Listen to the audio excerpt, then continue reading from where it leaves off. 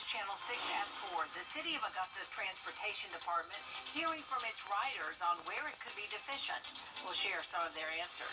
Also ahead, the company that was supposed to bring concerts to Lake Olmsted Stadium during Masters Week 2022 now filing a counterclaim lawsuit against the city's Economic Development Authority and a commissioner. More on that coming up. And if you're looking for a new best friend, a big event in Aiken may help you find a new dog to take home. We'll preview it as your News at 4 starts right now. Live from Television Park, this is WJBF News Channel 6 at 4. Good afternoon, everyone. Thanks so much for joining us. I'm Jenny Montgomery. I'm Brad Means. We do appreciate it. Coverage you can count on begins with a new indoor farmers market opening its doors right now in Augusta.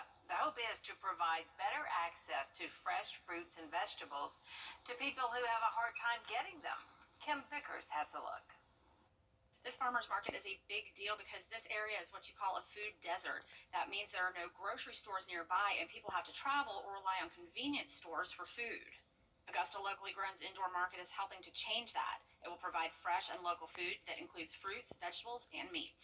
And this is in an area of Augusta where we don't have a grocery store nearby, so it gives the residents an opportunity to come and get some fresh produce, fresh items.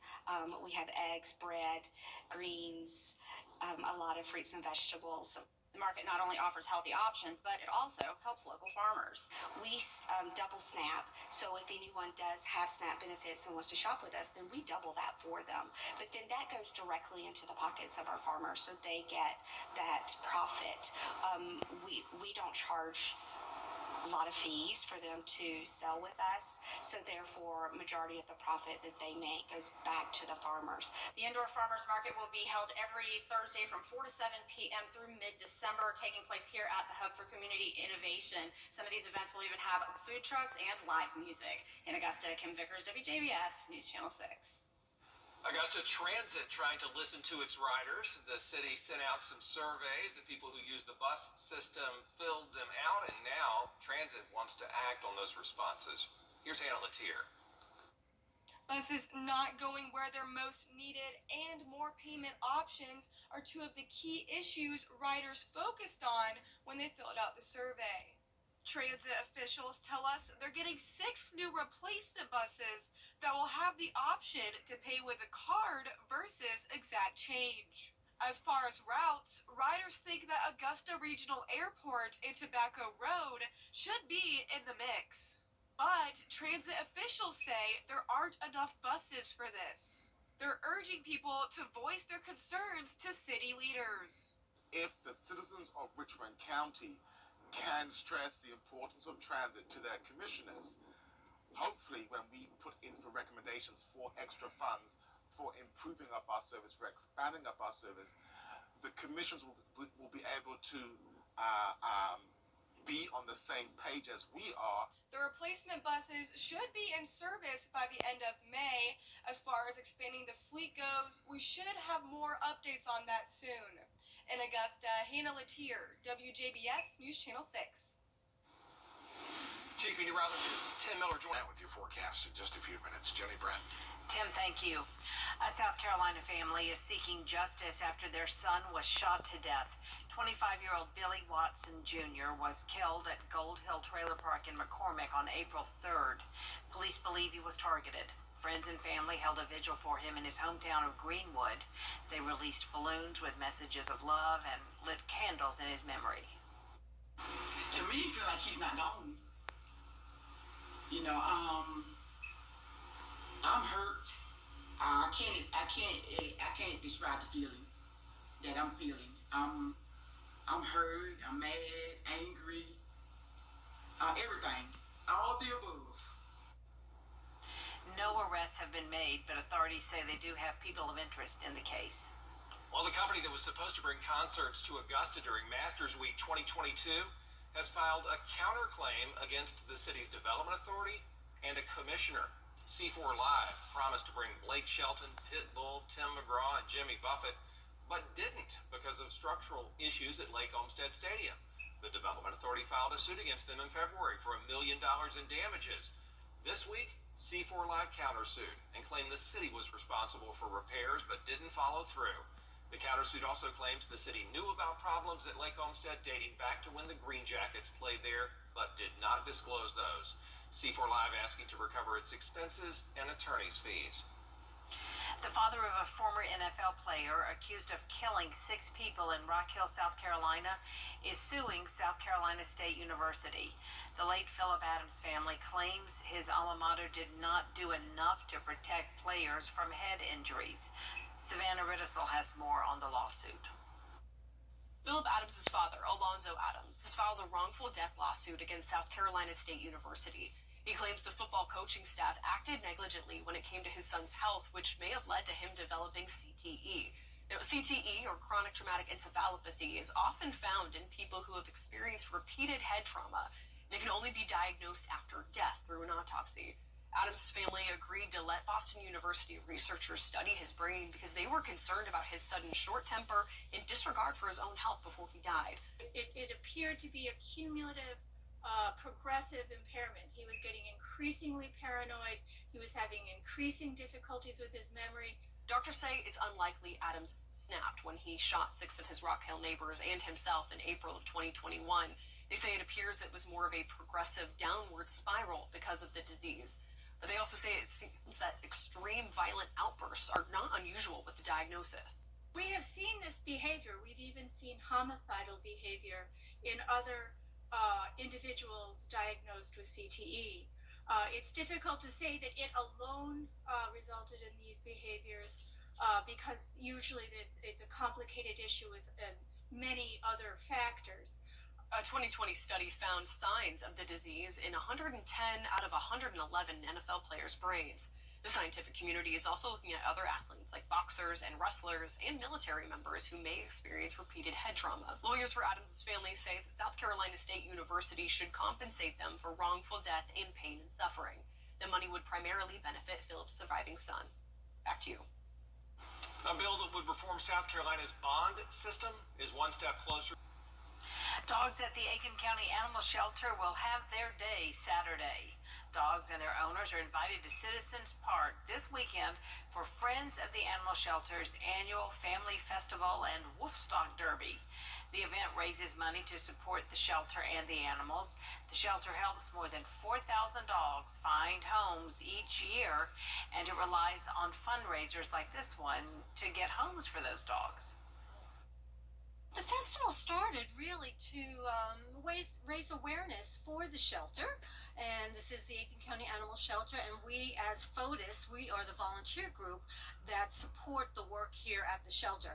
So we wanted to raise awareness about what we do here, and we wanted to raise money. We need to raise money to do everything that we do. The event begins at 9:30 in the morning this Saturday, and it lasts until noon. South Carolina leaders say it's an alarming trend, an increase in infant and maternal mortality rates. We're going to have a closer look inside those numbers for you and a look at what's being done to bring them down. Stay with us.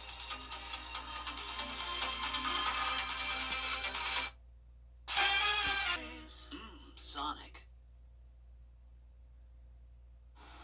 New data shows that South Carolina is seeing an increase in infant and maternal mortality rates. Jason Raven has a closer look at those numbers and what could be behind the increase.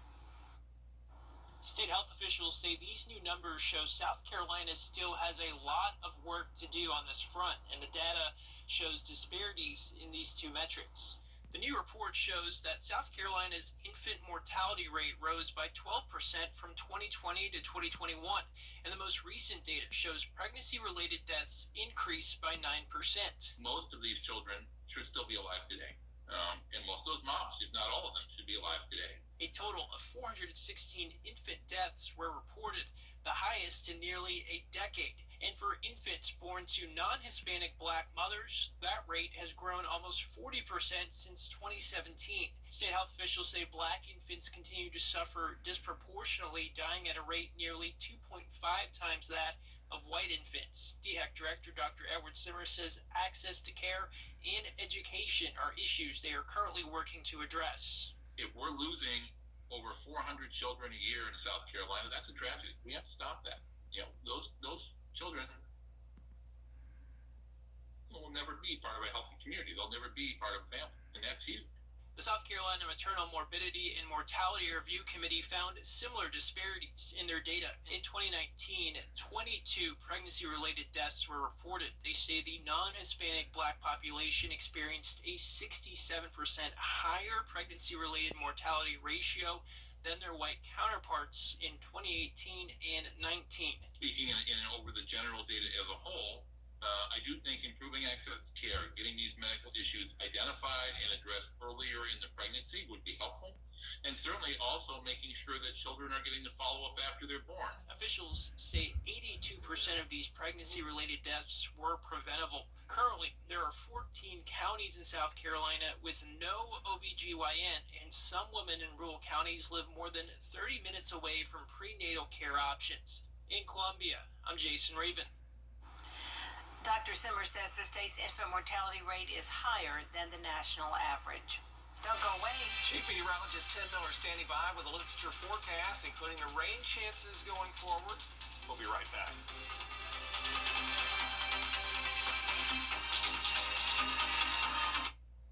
On the store, pickup, or delivery, you get the same great prices, deals, and rewards. That's a win-win-win.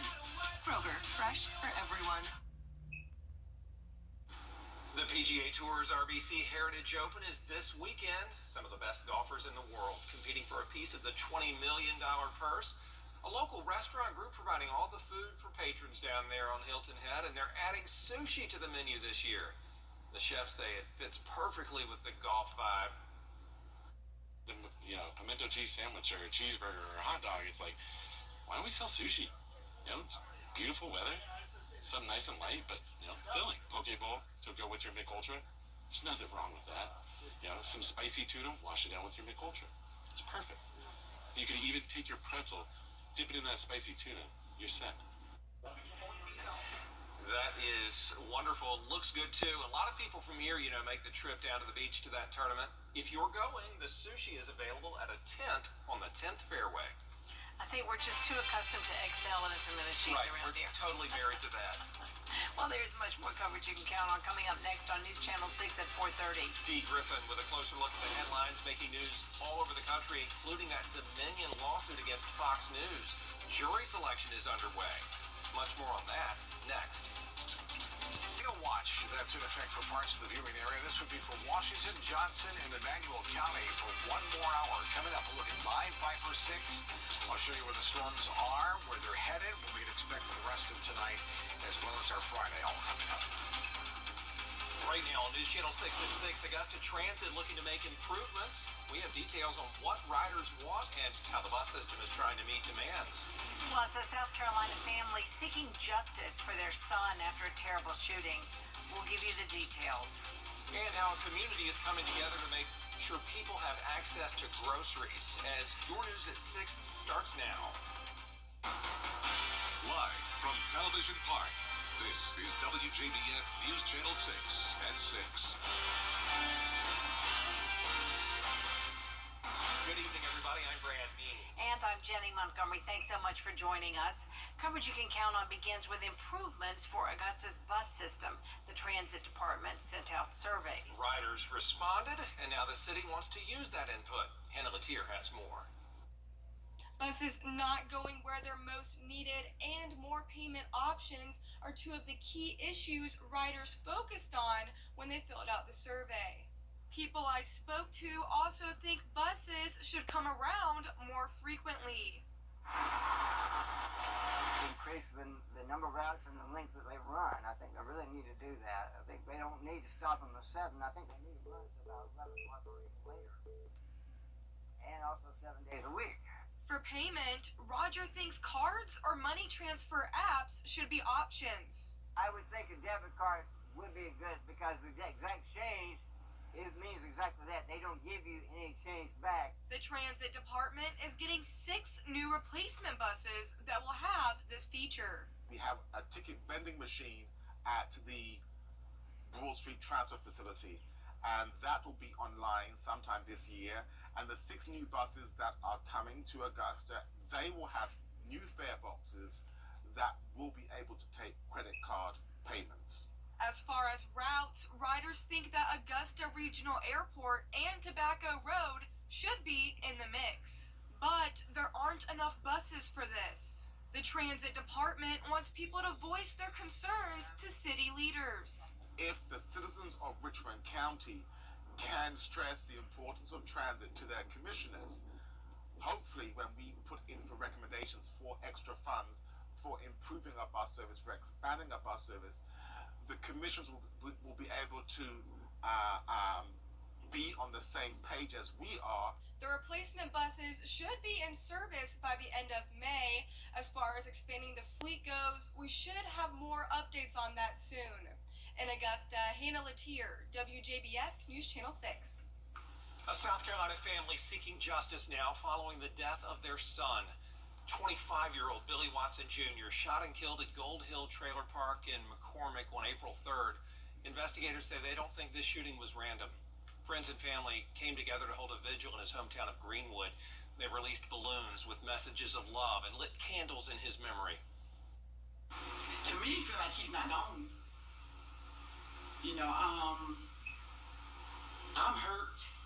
I can't describe the feeling that I'm feeling. I'm hurt. I'm mad, angry, everything, all the above. So far, no arrests have been made. Investigators do say they have people of interest in the case. It is time now for a check of our weather. Chief Meteorologist. Jenny Brand. All right, Tim, thank you so much.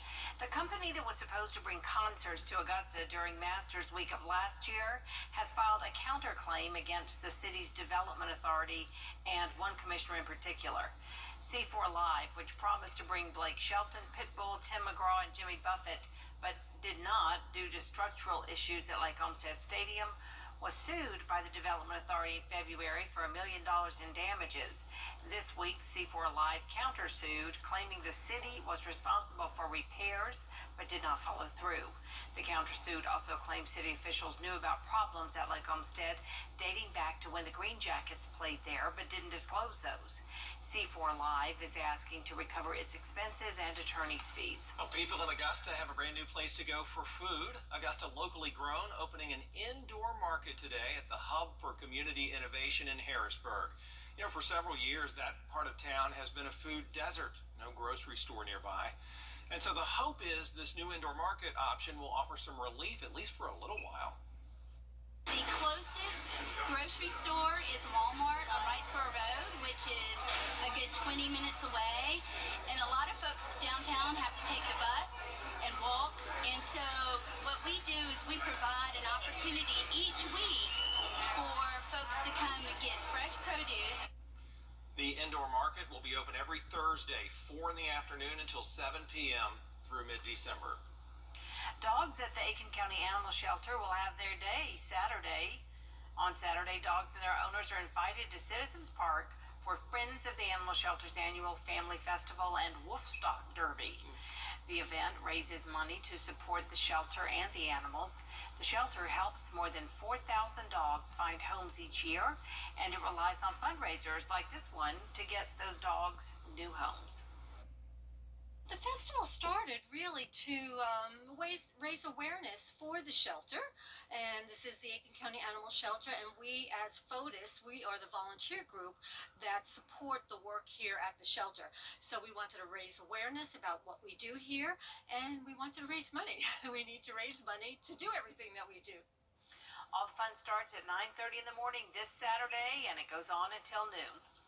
Coming up, a look at the leaked Pentagon secret documents as a person of interest has been arrested. Investigators continuing to work through the details of this case. We'll have an update for you in a moment. But first, a look at now. Thank you, sir. Coming up, we will check in on the RBC Heritage and hear from the Clemson football team about spring practice. Kira is standing by with sports. Ready to career. Weather headlines on News Channel 6. Brought to you by Jandy Casino Injury Attorneys. The live 5for6 mobile app. Download it today. Now, Wjbf sports coverage you can count on. I can't believe it, but spring football practice is already underway, and for the Clemson Tigers, it's never too early to start preparing for the fall. Clemson started spring training this week as they gear up for the season to start. There are quite a few new faces on the team, from freshmen to transfers and walk-ons, but despite their status, Tigers players have all voiced their pleasure at how the spring has been going so far and their excitement for Clemson football. I'm excited, Team Orange. Come on up top. I know Coach Easton's been delivering that smack on Twitter. That's good to see because it's coming. Spring's been amazing. New group of guys here. Same group, really, except losing BT and John. But besides that, it's a great group of guys. Love each and every one of us. So I love our group, and we've all been performing well. Great competition, and yeah.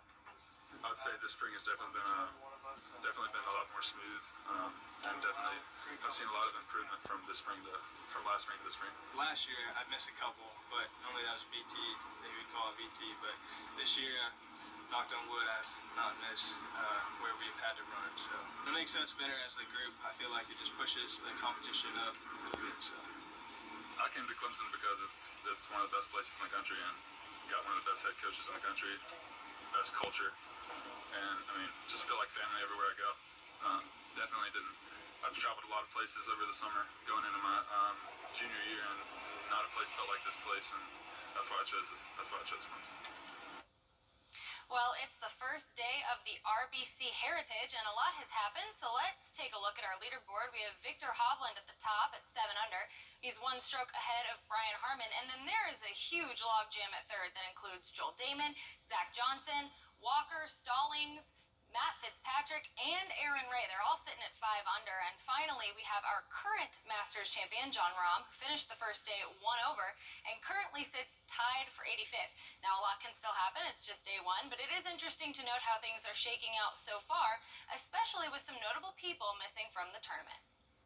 Like Aiken native Kevin Kisner, who withdrew Thursday afternoon after finishing his first round at 8 over.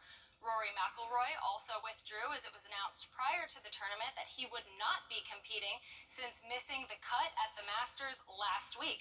McIlroy has not spoken to the media. And finally, after withdrawing from the Masters due to injury, Tiger Woods is also a notable absence at Hilton Head this week. The star previously confessed that he would only be playing in major tournaments moving forward. And finally tonight, hopefully the weather is good because the Green Jackets are at home for a rematch against the Down Eastwood Ducks. It was a real pitcher's duel last night as they lost a very close game 1-0. But tonight, Spencer Schwellenbach will take the mound. First pitch is at 7:05, and I'll have all the updates on that game later tonight. If you've been hurt